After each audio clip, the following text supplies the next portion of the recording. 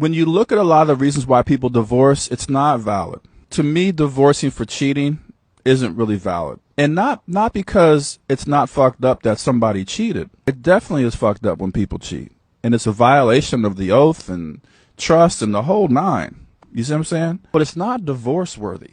And the reason why is because marriage is not based on sex. Like the institution of marriage, like it's this whole institution. Like, you know, I had a breakup. I was talking to one of my current girlfriends. I had a breakup last year, you know, with my ex-wife, spiritually wife, not actual licensed.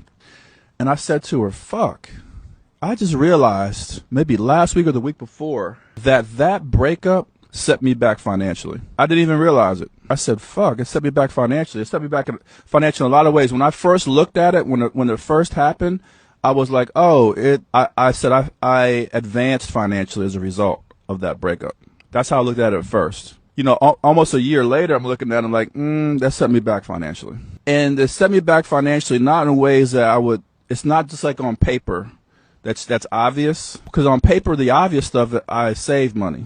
So I saved money in terms of the amount of money I was paying in rent and having to pay her for whatever. Like I saved money with that. But then what I lost was what we had been building for that length of time. And I said, if I was still in that relationship right now, the same money that I saved by exiting that relationship at that time, I would be saving that now. So I was paying a certain amount of money into the relationship, but based on what we were building, either way, I wouldn't have to pay that anyway by the time we hit leg.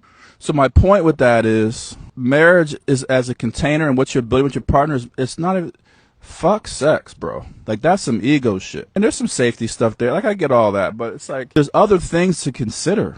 That's why when there's infidelity in relationships and people see the woman stays or the man stays, it's not necessarily a bad decision that they're staying. They're considering more than just the fact that their ego's hurt or even that they might have been put at risk for like STIs or whatever. Like they're considering other things. There's a bigger picture at play. You do lose time. You do lose momentum. You do lose everything that you were building because your whole life was invested in the marriage, man. You see what I'm saying?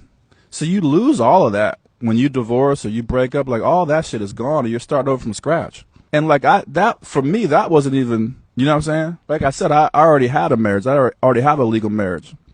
Already building with my first wife, all that kind of stuff. But even that little example of leaving my second, you know, wife or whatever, like that showed me that, you know, marriage is very costly thing to throw away.